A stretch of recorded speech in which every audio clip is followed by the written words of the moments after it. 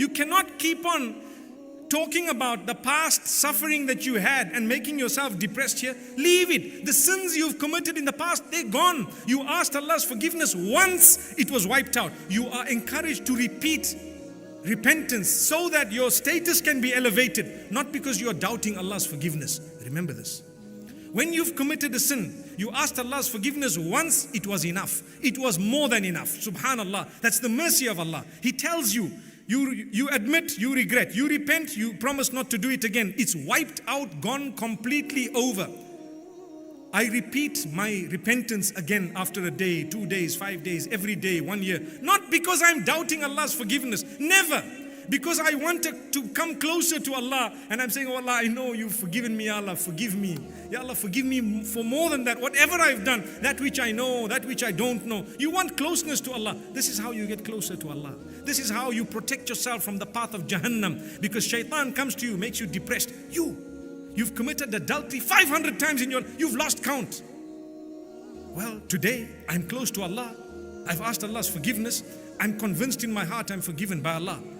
I know because I regretted it, I admitted it, I repented and I promised not to do it again. And I'm reading my salah and I'm worshipping Allah alone and I'm trying my best to follow the footsteps of Muhammad sallallahu alaihi wasallam. Why should I allow the million times I've committed a sin in the past to depress me today? Today is a new day. If sins were meant to depress you, wallahi, we would all be depressed completely. None of us is free from sin. So don't allow that to happen. These are tests. These are challenges. Your path is to paradise. You walked for 200 kilometers on the wrong path. But you know what? It took one flick to come back to the path. Why are you depressed? Hey, 200 kilometers I walked on the wrong path. You are now on the right path. You have enough fuel to get you to your destination. Alhamdulillah, that's the hope in the mercy of Allah. You are trying your best. Carry on walking. Stop lamenting about how long and how whatever else happened. Allah had it that way. Look at the Sahaba radiallahu anhum. Do you know? They were mushrikeen. They used to worship idols. And then they accepted Islam. They used to laugh about the past. Literally.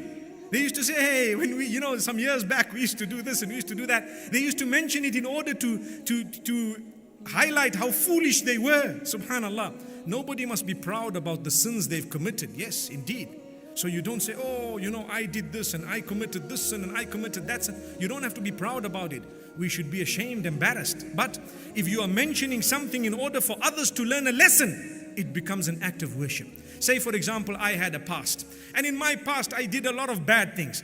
And mashallah, my life changed. I saw the light. A torch was lit for me. So I get up and tell people how my life changed. And I want to show them the torch that was lit for me. That is an act of worship. I'm encouraging people to see the light I saw after the ignorance I was in. Allah's favor brought me into the light. So I want the same for all of you. And this is why to repeat those type of stories can become an act of worship with the correct intention. May Allah subhanahu wa ta'ala help us all. My brothers and sisters, you will be tested. Have hope in the mercy of Allah. Look forth. Allah says, يا أيها الذين آمنوا استعينوا بالصبر والصلاة إن الله مع الصابرين. O you who believe, seek assistance. Ista'inu means to seek help. Seek help from who? With what? Allah says, seek help with two things, sabr and salah. Bear patience, be forbearant, practice restraint. That is all part of sabr. And salah. Salah is the gift that a mu'min has. The 5 daily prayers, never miss them. No matter what problem you have, you need to learn to seek Allah's forgiveness and to constantly find yourself in prayer. If your 5 daily prayers are on time, at the beginning of the time, and you take your time to fulfill them, Allah says, I will make all my tests for you easy to go through. When the Prophet ﷺ went to Ta'if, he was tested. He lost his children one after the other. He was tested. He went through one upon the other. People created armies in order to fight him. He was tested.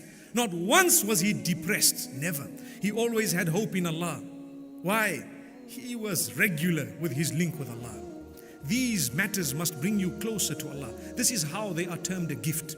Inna Allah idha ahabba abdan ibtalah. Muhammad sallallahu alayhi wasallam, he says it is indeed when Allah loves his worshipper that he tests him.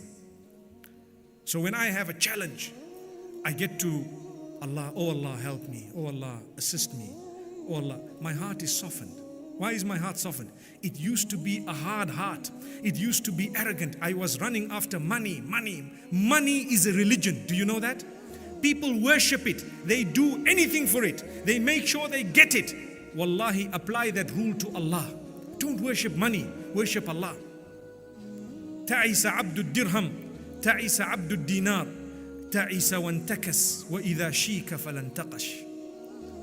At loss is the one who worships the gold, and at loss is the one who worships silver. Such a big loss that even if they were pricked by something, by a thorn, they wouldn't be able to remove it. Allah says, you are helpless. Why worship money? Yes, earn money. No one is saying divorce yourself from it. That's the other extreme.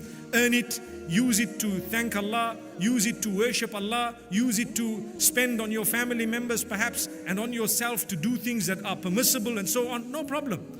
Everyone has to earn. But at the same time, worship is for Allah subhanahu wa ta'ala. It must soften your heart. It brings you closer to Allah. After a hard heart, problem after problem, difficulty upon difficulty, and subhanallah, you know what happens? We just become closer to Allah. Don't ever think because you've had 10 issues one after the other, 10 issues one after the other, that Allah hates you. No, in fact, He loves you. And the last point that I want to close with, my brothers and sisters, Sabr. Sabr, I did say patience, forbearance and restraint, but I want to give you one example of it. When you have a problem, you call out to Allah. Do not be impatient. Wait. Allah will give it to you after 40 years, maybe. But He will give it to you when He knows it's right for you. You have a problem, a difficult spouse. You have a challenge. You have a difficult child. Keep on making dua for your child. Do not lose hope. Keep on with the same enthusiasm, with the same passion, with the same belief in Allah, with the same hope. Continue day and night making dua to Allah subhanahu wa ta'ala. 1 year later, 5 years later, 10 years later. Those from amongst us who don't have children, you know how it feels. May Allah bless you with offspring. Continue making dua. Even when you're older, make dua and continue asking Allah, and do not lose hope, and continue remain as steadfast as possible. It is Allah subhanahu wa ta'ala who will open your doors. Wallahi, they will open one day. And if Allah does not open those doors in this world, the fact that you continued and had hope and continued with patience and forbearance, He will fling open the doors of paradise and ask you to enter from whichever door you want. May Allah subhanahu wa ta'ala grant us all Jannah. Wa sallallahu wa sallam wa baraka ala nabina Muhammad. Subhanallah bihamdih. Subhanaka Allahumma bihamdika nashhadu an la ilaha illa ant. Nastaghfiruka wa natubu ilayk.